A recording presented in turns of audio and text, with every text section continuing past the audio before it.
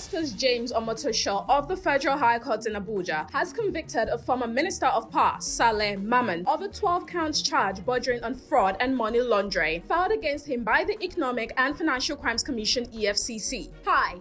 Welcome to What's Happening. These are our top 10 stories countdown today. At number 10, Emirates Group announced a 3.0% rise in annual profit to $5.7 billion on Thursday, despite severe disruption from the Middle East war when Dubai Airport was repeatedly targeted. The state-owned entity that owns Emirates, the world's biggest long-haul carrier, reported record pre-tax profit of $6.6 billion and record cash assets of $16.2 billion.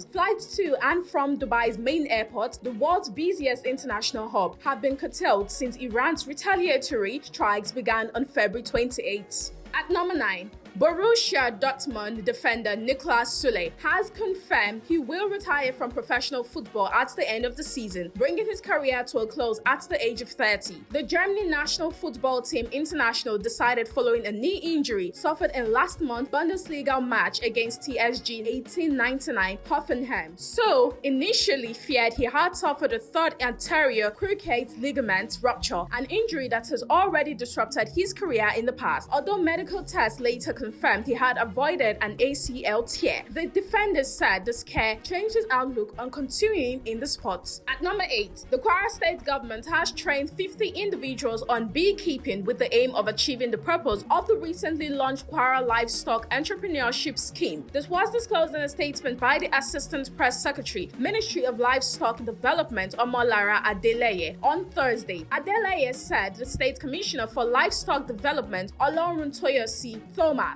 represented by the Permanent Secretary, Yahaya Mohammed, explained that the one-day intensive training on beekeeping aimed at equipping participants with practical knowledge and skills in apiculture as a sustainable agricultural venture. At number 7, the Oyo State Primary Health Care Board, in collaboration with the United Nations Population Fund through the Center for Comprehensive Promotion of Reproductive Health, has organized a one-day capacity building training to strengthen advocacy for the abandonment of female genital mutilation across the state. The training, held at Plaza de Aruna Hotel in Oyo Town, brought together medical officers of health educators and monitoring and evaluation offices from all 33 local government areas of the state. A statement released on Thursday, issued by the Commissioner for Information, Prince Dotun Oyelade, made available to journalists in Ibadan, said the training formed part of ongoing efforts to eliminate harmful traditional practices and promote the health and rights of women and girls. At number 6, operatives of the National Drug Law Enforcement Agency, working with the United States Drug Enforcement Administration and security agencies from Europe, have arrested a suspected Nigerian billionaire drug baron, Amadi Simon, in Switzerland over an alleged international drug money laundering operation. The NDLEA announced the development in a statement issued on Thursday by its spokesman, Femi Babafemi. The properties include Jovi Hotel in Asaba, Jovi Hotel and Suites in Agbo, Delta State, as well as Jovi Apartments in Mabushi, Abuja. At number 5, the National Publicity Secretary of the New Nigeria People's Party, Ladipo Johnson, has resigned his membership of the party amid ongoing political realignment ahead of the 2027 general elections. Johnson announced his resignation in a letter dated May 4, 2026, which was made available to The Punch on Thursday. The correspondence was addressed to the chairman of NNPP Ward G1 in Surulere, local government area of Lagos State. In the letter, the former NNPP spokesman said his resignation takes immediate effect, citing the need for a broader national realignment of the opposition. At number 4, Justice Obiora Egbuatu of the Federal High Court in Abuja has ordered the interim forfeiture of 9 properties allegedly linked to former Minister of State for Petroleum Resources,